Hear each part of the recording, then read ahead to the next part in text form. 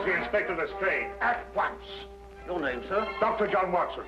He's expecting you, sir. In a way, I believe he is. Well, I'll tell him you're here, sir.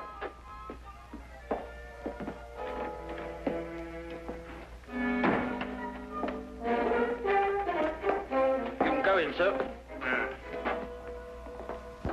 Ah, Dr. Watson, I didn't expect to have the pleasure of seeing you again so soon. Will you kindly read that? What is it? Read it. Oh. Yes, sir. Oh. I think it's disgraceful, sir. Absolutely disgraceful. What? Yes, and I'm glad you're here so that I can tell it to you personally. Why, you and I both know that it was Sherlock Holmes who solved the Cunningham case. If it wasn't for his brilliance and his persistency, the facts would never have been brought to light. And I think it's scandalous, sir, that the newspapers should have given me all the credit and said so very little about his magnificent achievement. What do you think, Doctor? I absolutely agree with you. I'm glad you're on my side, Doctor. Why, of course. I'm so glad you've taken it that way. Well, what does Holmes think? Oh, he doesn't mind. You know, he doesn't care who gets the credit. Oh, dear old Holmes, such a modest fellow. Yes, well, look, you must give him my kind regards. Yes. And tell him that, although I know he doesn't think anything about it, I intend to get the newspapers to get the facts straight. Well, that's very good of you, Inspector. Oh, what's Holmes doing these days? Well, the last time I saw him, he was playing about with a lot of ink smudges and talking about the prints that fingers make. No. Good old Holmes, always experimenting. Inspector Lestrade, sir. Yes, what is it? There's been a murder reported at the home of Lord Beryl. What, Lord Beryl of the Foreign Office? That's him, sir. I'll be right with you. Excuse me, Doctor. Yes, of course. Lord Beryl. It's going to be a tricky situation to handle, what with the Foreign Office and who knows what else. Yes, indeed. Can I be of any assistance? I don't think so, Doctor. Oh, perhaps as a medical man. Mind you, I don't know what to expect, but I think you could be of invaluable assistance. Say no more. Here's the address, sir. Your carriage is waiting outside. Oh, thank you very much. Perhaps you'd care to acquaint Sherlock Holmes with what has happened. Well, I don't know. I don't know myself what's happened. As you said, the people involved make this case rather delicate. Perhaps a little suggestion now and then might help facilitate matters. One never knows. Yes, you're so right. Take a message to Mr. Sherlock Holmes of 221 Baker Street. 221B. Yes, of course, 221B Baker Street. Tell him what has happened and drive him to Lord Beryl's residence. Yes, sir. And tell him Dr. John Watson is already there. The flat's the first floor up. Yes, sir. Very good, sir.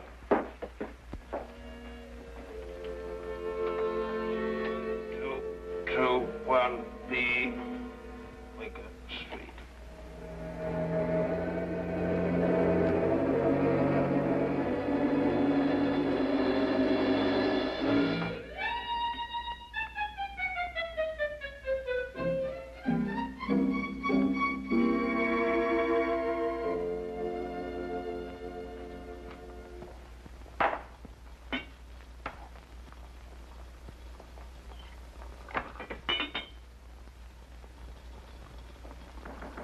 Come in.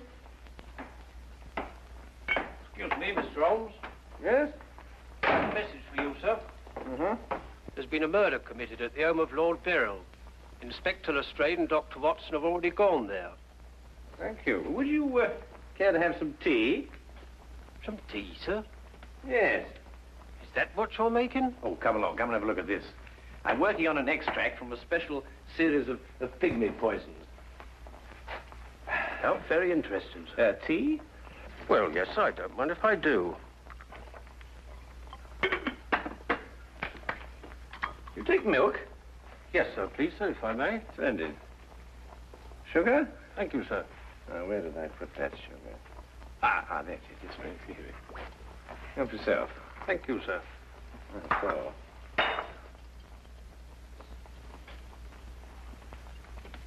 What's this you're doing here, sir? Well, I believe that certain poisons, if taken in the correct doses, can actually have beneficial rather than fatal effects. Now, that's very interesting, sir. Yes, it is, isn't it? What's all this over here, sir? Oh, that? Oh, those are some tropical leaves. They were sent to me by a friend of mine who hunts in that part of the country. The essence, you see, passes through this tube, down here and across the table, and is condensed in that retort there. And what's that stuff in the bottom there? That's lime. That acts as a catalytic agent to combine the essence of the leaves with a dark, tar-like substance, which you can see at the bottom.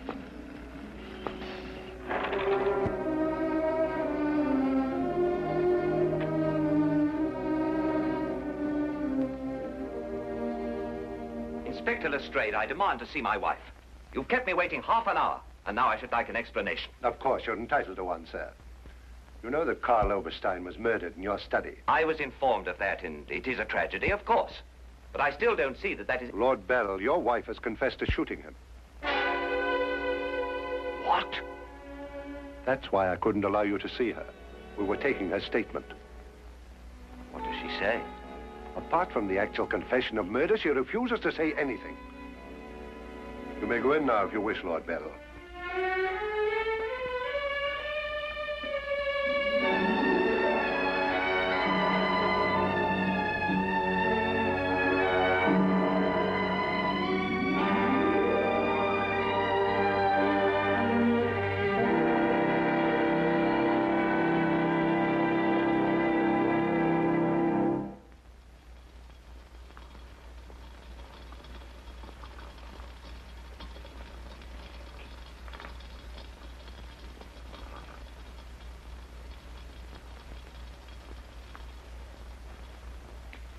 What's that you're putting in now, sir? Well, it's a form of acid dye.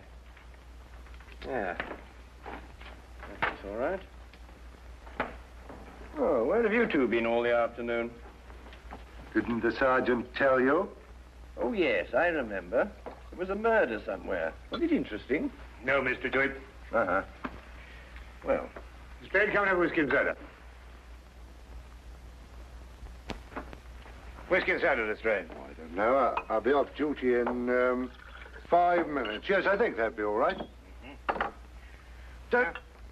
Neat for me. Well, sit down if you can find yourself a place. There you go. yes, well, I think we can leave that to boil for a little while now. Now, gentlemen, what's the problem? Who was murdered? A man named Karl Oberstein. Oberstein. Oberstein. Oh, yes, I remember. An Austrian chap. He was originally, but of course, for a number of years, he's been a freelance agent.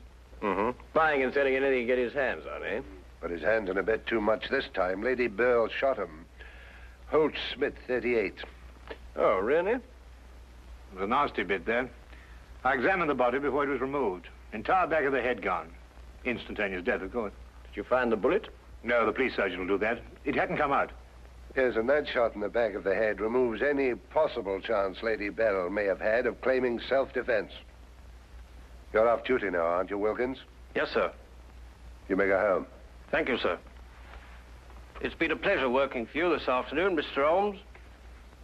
I'd like to know how it all turns out. I'll let you know. Thank you, sir. Good afternoon, sir. I feel sorry for Lord Beryl. There'll be quite a scandal when this appears in the papers. Yes, it certainly will be. I wonder why Lady Beryl lied to you. What nationality was Lady Beryl originally? Well, she was born in Austria, although she was brought up in America. She's been here in England for the past 5 years, since her marriage, you know. It's a shame a woman like her has to remain in prison. Still, she might decide to tell you...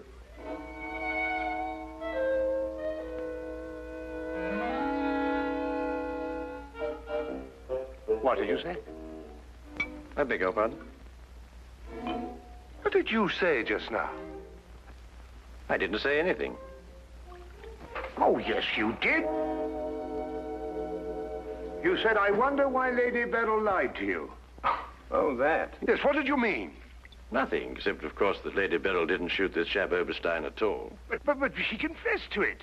Nonsense. She didn't shoot Oberstein because Oberstein wasn't shot. His head was bashed in with a blunt instrument. The revolver you claim was the murder weapon actually belonged to Oberstein. She found it lying by his side and pretended she'd done it in order to shield her husband. She's no more guilty than you two are. Would you hold that like a good fellow, please? Would you please repeat that? Of course, it's as plain as a... Here, would you mind holding that? Oh, well, it's not plain to me. Well, you told me that Lady Beryl confessed to shooting Oberstein. But Oberstein wasn't shot. Just because you find a man with the back of his head shattered and a gun lying by his side is no reason to assume he's been shot. Thank you.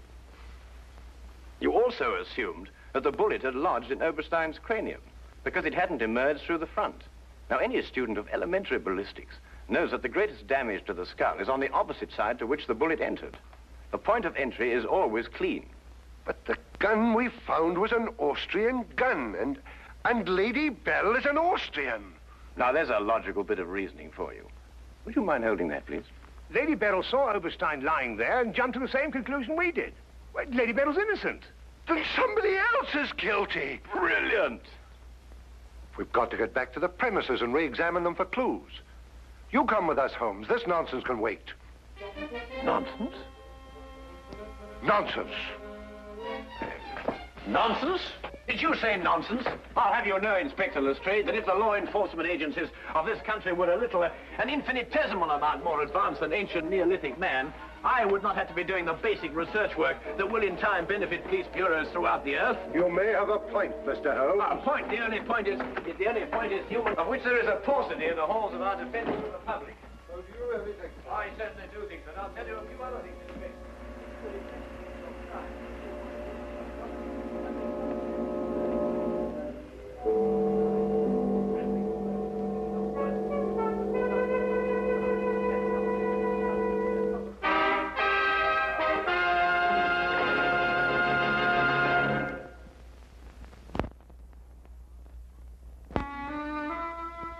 And now we return to the case of Lady Beryl. Yes, is to be dependent 90% on a good memory. Details, Lestrade, those are the things.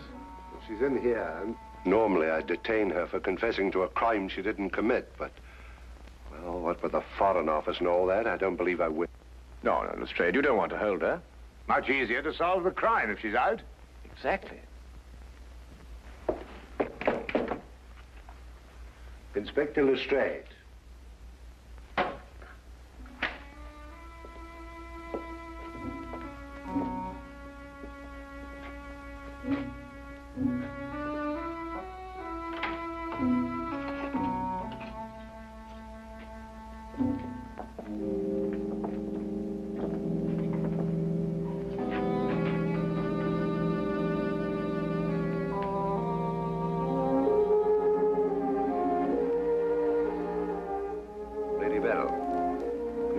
We're releasing you.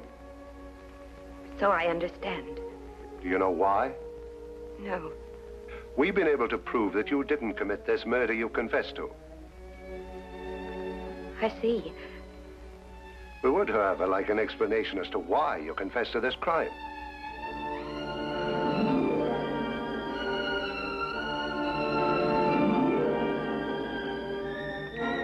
I prefer not to explain my actions, Inspector.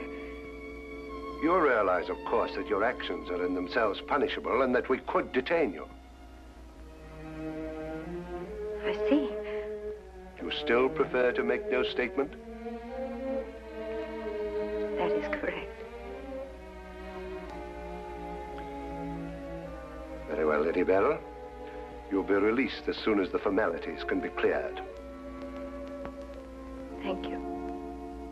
Human beings lie to gain, to cover, or to protect.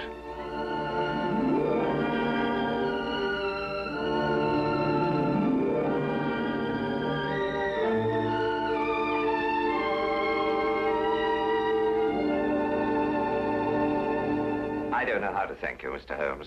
Please consider me forever in your debt. Not at all. You're in the Foreign Office, aren't you, Lord Beryl? I am. Had you ever met Herr Oberstein before? I had. Exactly when? Last week. For the first time? And the last time. I see. I believe it was his habit to offer large sums of money to men in key positions for the information they may have had in their possession. I believe that was his habit, Mr. Holmes. Thank you. Oh, Lord Beryl, while your wife is on her way here, I wonder if I might look at the premises of the crime. Well, of course, of course. It happened in the study. With your permission. My house is yours, sir. Thank you.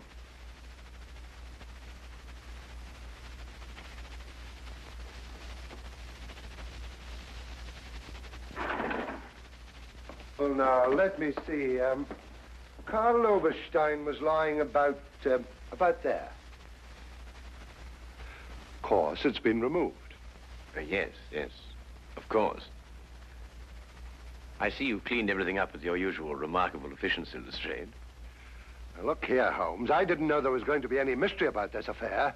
Oberstein's head was here, Holmes, and his feet were there. Thank you, Watson.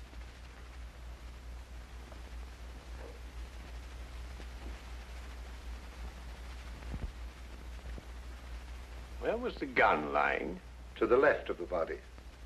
Nearer the head or the feet? Nearer the head. Was Oberstein face up or down? Face up. I had to turn him over to examine him. Has there been any effort made to gain forceful entry into the house? No, none was reported. What? Lord Beryl, do you use glasses when you read? Yes, I do. These?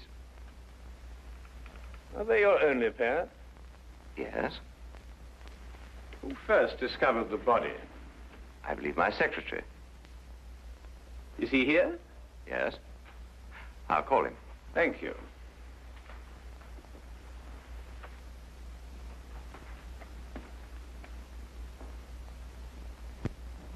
Lestrade, where was Lord Beryl at the time you estimated the crime was committed? He'd been at a meeting with high government officials all day. Oh, good, good. Why did you ask about the glasses, Holmes? It's because Lord Beryl wears glasses when he reads. But Lady Beryl confessed to a crime she didn't commit. What? This is my secretary, Mr. Ross. You've met Inspector Lestrade and Dr. Watson. This gentleman is Mr. Sherlock Holmes. How do you do? I understand it's through your efforts that Lady Beryl was returning home. Partially through my efforts. I wonder if I could impose upon you, Mr. Ross. Of course, sir. Would you mind taking these sheets of paper and roughly outline the position in which you discovered the body? Outline it in scraps of paper. If you would be so kind. Why, of course. What's the purpose of that? How many men have you on the premises, Lestrade? 2 outside. Why? Good, good. I wonder if you'd mind taking them into the garden behind this window and making a thorough search of the premises for a radius of 30 feet. Looking for what? Anything that doesn't belong in a garden. Are you serious, Holmes? Completely.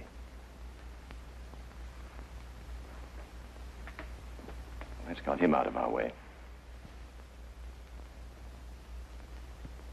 Have you examined your safe, Lord Beryl? I have, Mr. Holmes. All my papers are intact. Excellent, excellent. Does Mr. Ross have the combination to your safe? Yes? There's been no question of robbery. Of course not, Ross. One must ask these questions in an investigation. Of course. Good afternoon, Lady Beryl. Nina, my darling. How are you? I'm all right, George. Quite all right. You must rest. This experience must have been horrible for you. It's all right. It didn't last long enough to be too difficult. I don't know how, but Holmes has solved the entire thing. Has he really? Not entirely, Lady Beryl. Not yet. Do you expect to? I can only hope to. Mr. Holmes, if there's anything I can do to help. If it would not be too much of an imposition, Lady Beryl, I would like you to retake the position in which Mr. Ross discovered you when he entered the room. Mr. Holmes, my wife has had a harrowing experience. Please consider her nerves at this point. You're forgetting, Lord Beryl, that your wife confessed to a crime she didn't commit. The circumstances are somewhat exceptional. But if Lady Beryl would rather not... It's quite all right, George. Now, let me see.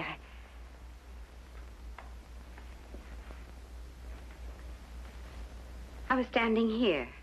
Exactly there? I believe so. Mr. Ross, are you quite certain that that is the position in which Lady Beryl was standing? Well, if you'll pardon my saying so, Lady Beryl, just for the sake of accuracy, you understand, I believe you were standing just a bit further to your left. A little to your left, Lady Beryl. Like that? Yes, I'd say right there. Good. Now, Lady Beryl had a revolver in her hand. Mr. Holmes. That is correct. In which hand? My right hand. Mr. Ross? That's right. Lady Beryl's right hand. Lord Beryl, do you happen to have a revolver in the house? Yes, I have. May I have it? I'm not going to ask my wife to... Yes, I am. If your wife has no objection. Of course she has objections. I have no objections, Mr. Holmes.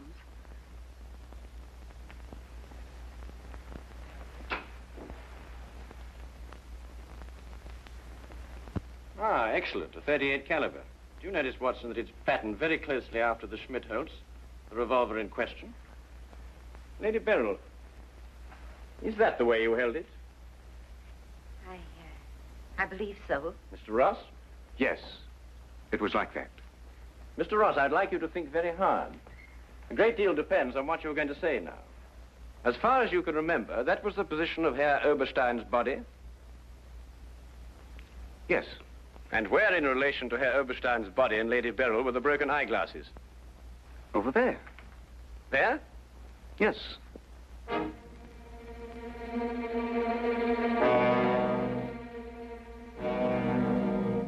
Watson, were there any glasses on the floor when you found the body? Absolutely not. You're positive? Positive. That's right. I didn't know what I was saying. There were no glasses on the floor at all. There weren't any glasses on the floor when you found Lady Beryl bending over the body. But there were when you sent Herr Oberstein crashing to the ground.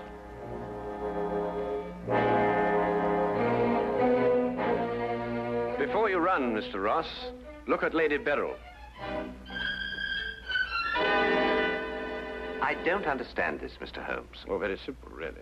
Herr Oberstein approached you with an offer to buy Foreign Office secrets. You threw him out. Then Ross contacted him, prepared to sell him the secrets. Well, there's nothing missing from the safe. Of course not. If you sold anything, you'd have been found out. Herr Oberstein came here expecting to buy. You opened the safe, showed him the papers he wanted. He put his glasses on to examine them. And then when he paid you, you smashed his skull in. He fell, breaking his glasses. His revolver dropped from his pocket. Then you replaced the papers, pocketed the money, and left. It's a lie. Why, you filthy... The unfortunate point occurred when Lady Beryl discovered the body. You read the evidence incorrectly. I thought the gun was my husband's. Similar, but not the same. And the glasses. A very common variety of frame. You gathered up the pieces, except a few fragments, and threw the frames away. Yes. Then you lied to protect your husband. Yes. Nina. Brilliant, Holmes. Absolutely brilliant. Thank you, Watson.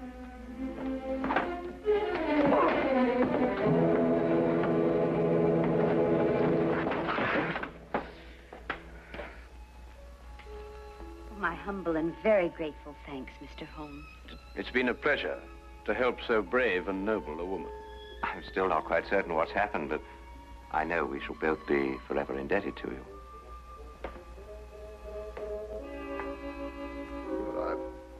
Searched the whole garden, Holmes. Couldn't find anything but this old pair of glasses. They're broken at that.